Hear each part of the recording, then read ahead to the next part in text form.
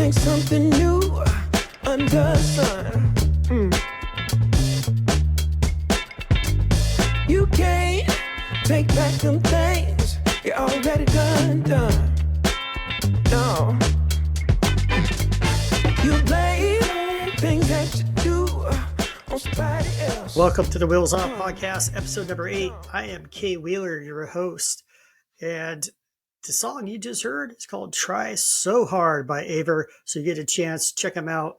There is a QR code for him on the opening title sequence. I will link him down below in the description. And for those folks that are listening to audio, I will also link his songs and content as well for you to take a listen to at your leisure.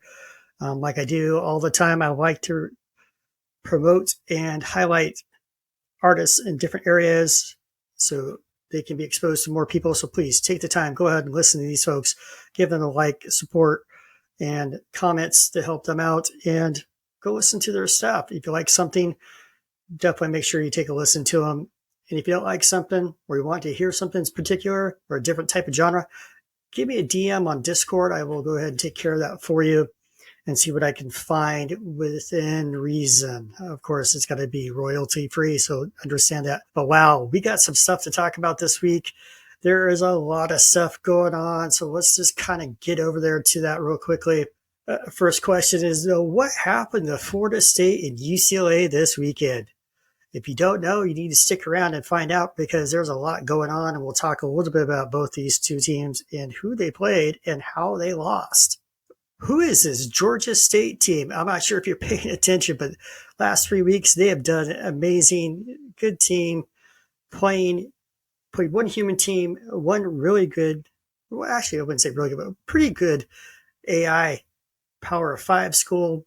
So we got these people, but who is Georgia State? And then this weekend, big game. Tennessee travels from the confines of Rocky Top, goes down to the swamp in Gainesville to play the Florida Gators, and can the Gators knock Tennessee out of their number one rating? Let's take a look and see what happens. And on the NFL side, what is going on with Philadelphia? 2 close games, losing by a total of 4 points. And then this weekend, they lose by 10 to the arch rivals, Dallas Cowboys.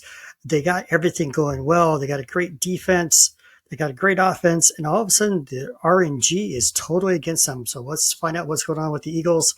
Talk a little bit about that Monday night game. Washington and Arizona, the 2 top teams in NFC, going at it in a shootout on Monday Night Football. And then, can Pittsburgh continue with their dominance on defense? They came out this weekend and stuffed their opponent. We'll talk about them as we go, but before we get too further into it, let's get into week number 3. All right, so here's what happened last week. I'm going to kind of talk through this for those folks that are listening on Spotify. Last week, we talked about number 10, Tulsa, going to Virginia. They end up winning 27-20 over Virginia. Boise State travels to Northern Illinois and loses 12-20 to the Huskies. Good job, Northern Illinois. I believe Ape runs that team. Good work with them. And the number 6 Baylor travels to Cincinnati and puts a whooping on the Bearcats. 55-14 victory for the Baylor Bears. And then Utah State. Yeah, we talked about Florida State just as ago. They go all the way down to Tallahassee. I understand Florida State played Tennessee the week before. Number 1 Tennessee versus number 2 Florida State, and lost in a close game. Utah State comes down there and beats them 27-3. Yeah, you heard me right. 27-3. And it doesn't even seem like it was that close of a game from just reading the play-by-plays and watching it go through on the feed. But E. Wade has got the Aggies at Utah State just absolutely just going. Will that result in any rankings in the top 25 poll? We won't know until we take a look later. And how far is Florida State going to slide? That's 2 losses in a row now. 2 losses by a premier program. A lot of talent underperforming. Let's take a look. And then last year's Michigan State was the Big Ten champion. Kind of tough to deal with. They go down to Auburn and lose to number 9 Auburn 28-3. Just not quite the same. Losing all those kids to the NFL. And the big game everybody was talking about, PRP and his Bowling Green Eagles going down to Athens, Georgia to take on Sarge and his Bulldogs. number 24 Bowling Green versus number 5 Georgia. Georgia gives Bowling Green the biggest loss they've had in the sim so far, beating Bowling Green 35-16. And then Arkansas travels down to Baton Rouge, plays number 17 LSU, and loses 27-7. Deckelman did not have a strong game, plays good teams. He doesn't play well, plays bad teams, puts up big numbers. Strength, schedule, and quality of opponent might be something that may hurt his Heisman Trophy candidacy. Just saying. And then number 21 Texas State goes to Fort Worth and plays Texas Christian and gets obliterated 41-10. The Horned Frog said, nope, you're not going to come in here and be this upstart. We're going to add to your loss column and take you from the top winningest program in the G5 schools. We're going to take you down a notch or two and win 41-10 over Texas State. And then number 2 UCLA hosting Ball State. J.M. Jacobs and his Bruins against Ball State with Clem and his Cardinal coming in. Night game. One everybody was watching. It was a great game, kind of back and forth all the way around. Ball State kind of found a way to slow down Hiram Morande a little bit. And guess what? Ball State comes out with a win against number 2 UCLA, 26-20. How far is Ball State going to move up in the rankings? And how far down does UCLA slide after that loss? And then the game of the week we had last week, we put this out in the poll. 62% of the respondents said California was going to win 38-28 over Nebraska. Nebraska comes into Berkeley and comes out with a 28-10 victory.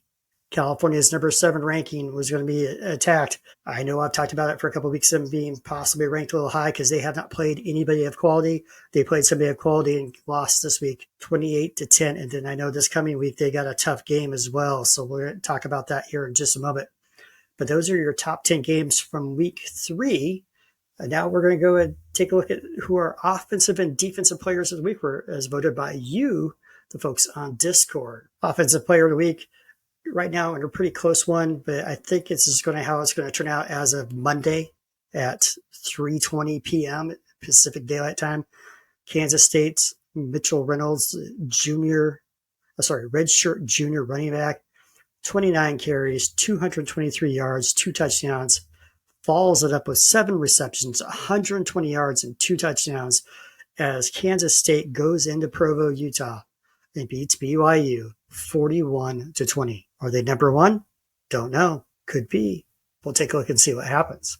And then defensively, this was another close one too, but I'm going to kind of call this one. I think Georgia Southern's Jose Jordan, the junior cornerback, had a great game against Ohio State. Yes, it was a loss, but traveling and playing in the Horseshoe is never easy for any team. To ask Michigan about that. Jose Jordan, 6 tackles, 2 interceptions, one of which was a pick 6. So that kind of gives you an idea of the quality of this quarterback. He's only a junior. He may declare early. I don't know. He'll probably go another year playing for Georgia Southern, but nobody expected Georgia Southern to lose by 10. They were expecting them to just get blown out. Is there an issue with Ohio State? I don't know. Maybe losing Jackson Fritas really hurts them a little bit more than anybody wants to admit. So let's get into the top 20, week 3. Sorry, this is week 2 there, folks. I mean, week 3 Associated Press college football poll. We're always, like we always do, we're going to start with the others receiving votes. We see Oregon State slide out of the top 25. Central Michigan moves in there. Boise State slides out of the top 25. Hawaii's in there. Purdue is showing up about 29 or 30. Nevada's in there. Ball State, Stanford, Miami of Ohio moves up. The MAC is starting to really show up, folks. They're always a tough conference, well coached, and probably one of the strongest conferences behind the Pac-12 and SEC that we have in this sim. We see Virginia Tech, Iowa State with the big win last week. Wazoo, Washington State gets up there. Memphis, I know they're talking in the AAC about how tough that may be with Memphis. They get a human coach they're going to be tough down the road, folks. Bowling Green slides from 24 out of there to mid-upper 30s. Marshall, Kentucky, Houston, Georgia State, Northern Illinois, and Navy round out the others receiving votes. So let's get to the top 25. Coming at number 25 is San Diego State. They slid 10 spots, dropping down after their loss. We see North Carolina State move in. Texas slides down to number 23. Florida State drops from number 8 2 weeks ago. I'm sorry, from number 2 weeks ago to number 8 last week to number 22 this week. Huge. Should they even be ranked would be the question people would be asking. Lose a close one, a decent game against Tennessee and get blown out at home by Utah State. Why are they even in the top 25 would be the question I would ask. La Tech jumps up there finally, moves in. They're on a winning streak. They beat my Wisconsin Badgers 41-0 week 1. They deserve it. I told you back then they needed to be ranked earlier, and now they're finally getting love. And South Carolina shows up for the first time as well at number 20. Pittsburgh comes in at number 19. We see LSU slide one from 17 to 18. Mississippi State comes in at 17. Nebraska jumps in for the first time at number 16 after their big win against previously number 7, California. Wake Forest is 15, and number 14 is California. California dropped 7 spots this week after their loss to Nebraska. Number 13, UCLA. We saw UCLA last week at number 2. They drop 11 spots after their loss to Ball State in a very, very tight football game. But you lose at home and you're higher ranked, you're going to drop. Utah State comes flying in at number 12 after their big win against Florida State. Might be just a touch shy. I could see 14, 15-ish, maybe 12's upper range. But what they showed the last couple of weeks, beating Utah as handily as they did, and going down into Tallahassee and beating the Seminoles, I think 12 might be the top end of their thing, but they're definitely going to get better from here. Tulsa wins last week, wasn't pretty. Concerns with their quarterback throwing a few too many picks, drops from 10 to 11. Colorado moves up to number 10. Louisville, who was 15 2 weeks ago, is now up to number 9. And Notre Dame, who started out high, dropped almost out of the poll after week 0, jumps back up there, and all of a sudden they're up to number 8, and Oklahoma jumps from 18 up to 7 with their win as well, and Auburn moves from 9 to number 6.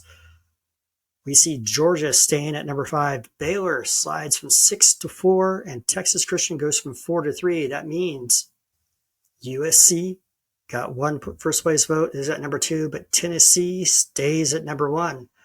The question is, can they keep it when they go down to the swamp this weekend? Weezy is going to be trying to knock him out. I know T-Sweezy is going to be like, hey, no, you're not. It's going to be a good game. Gators, Volunteers. So make sure you guys are watching that this weekend. So let's get to this week's top 10 games. Kind of picked a couple different ones. I know people are complaining about strength of schedule or quality of opponent or whatever. I know it. That's fine. Jump in, great content, help us out, make things better. Talk to some friends, get them in here and taking over some of these teams. That'd be really cool. Getting more people involved. I know Rocket Cannon and the devs would really like to see some of these teams starting to get picked up to make their job maybe a little bit easier. Maybe not. Who knows? But we get Troy State playing at Georgia State Thursday night. I want to see if the Georgia State team can continue their winning ways. Yeah, they're playing Troy State. Troy State is a human coach team, if last time I checked. Always tough. Conference game. We're starting to see the conference game show up now. And then Saturday morning, we see number 22 Florida State fly to Boston to play Boston College. And we see number 23 Texas going up to Lubbock on Saturday afternoon to play Texas Tech. And then the game of the week, I'm kind of highlighting. I'm really looking at this one, is number 8 Notre Dame flies to Winston-Salem, North Carolina, to play number 15 Wake Forest Saturday morning. Wake Forest is a pretty good SEC team from what we've seen. I know what people are talking about it. It's an AI team built really well. Notre Dame, extremely strong Power 5 team. It's going to be a real interesting game between these two. That's why I got this one highlighted. Number 8 Notre Dame at number 15 Wake Forest.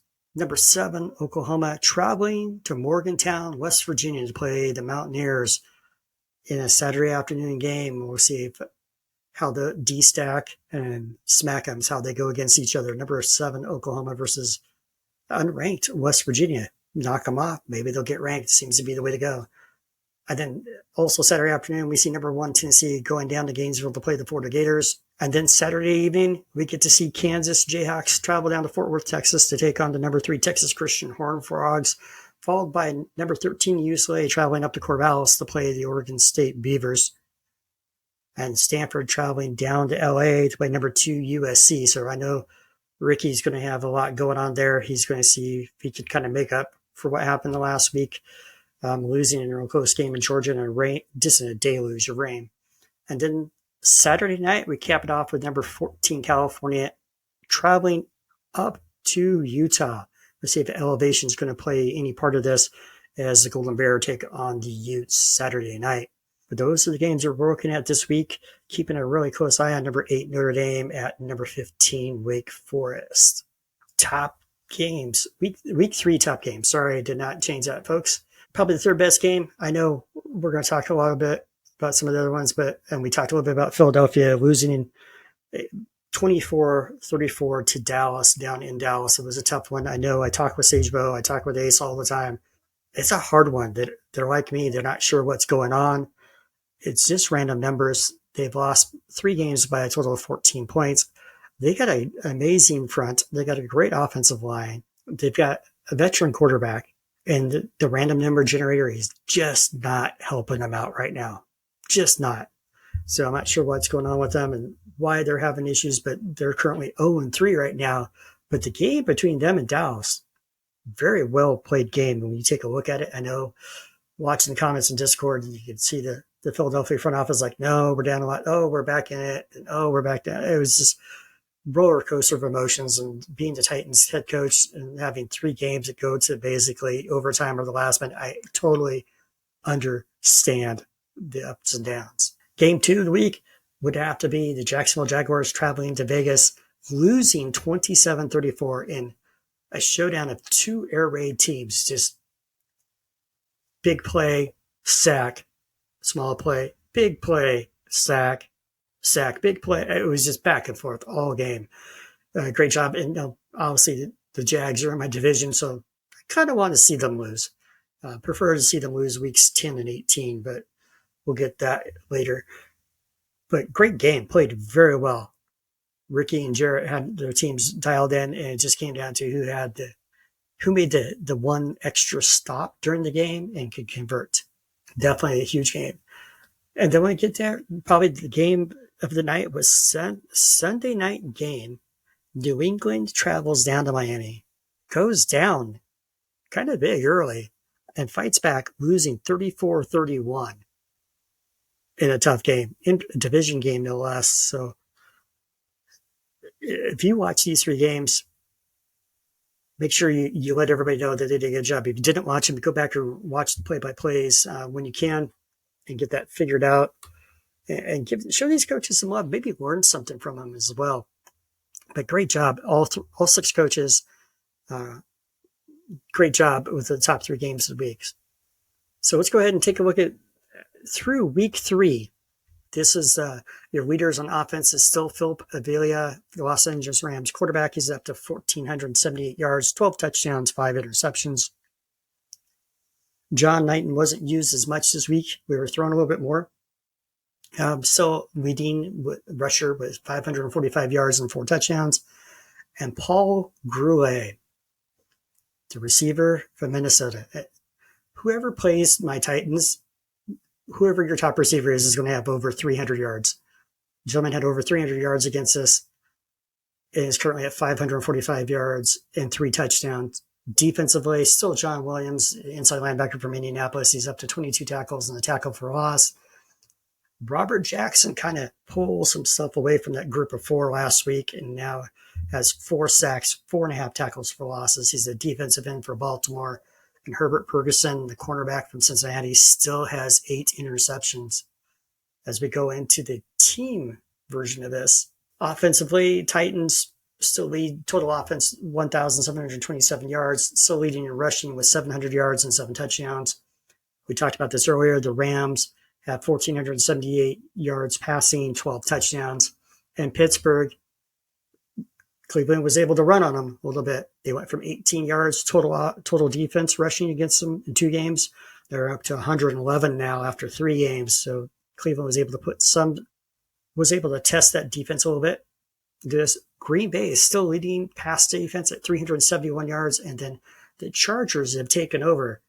They have 10 turnovers total, 7 interceptions, 3 recovered fumbles, taken over from Cincinnati, who had it last week. So those are your team offense and defensive categories for you as we go.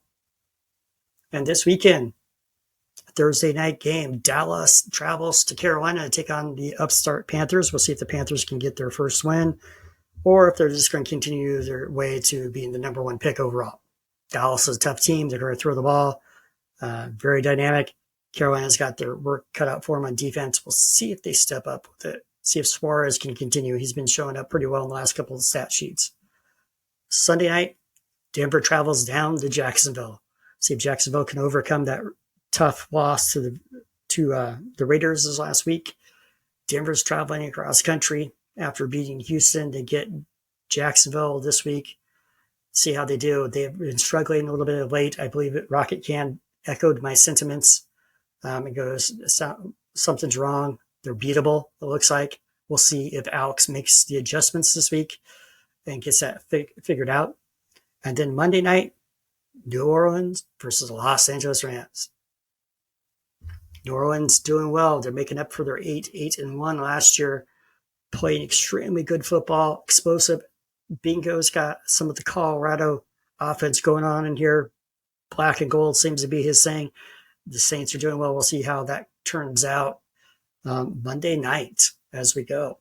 And just for those folks that aren't familiar with the Simulation Football Association, you can find us at the following website, www.simFBA.com. You can also reach us at Discord, and you can see the identifiers at the end of it there. There will be links to both of these in the descriptions for those on Spotify. And to find the Wheels Off podcast, you can find it on Spotify, YouTube, Apple Music, Podcast Addict, Pocket Casts, Deezer, Player FM, and Podcast Index. So please jump on there, give me a thumbs up, give me a like, hit the notification bell. And if you're on YouTube, type some comments so I can get the algorithm going, because I'd like to get this going, seen by more people. And like I always say, if you find something interesting in here, please go and share this with a friend and bring somebody into the game. And once again, this is Kay Wheeler, and I will see you on the flip side. That's all, folks.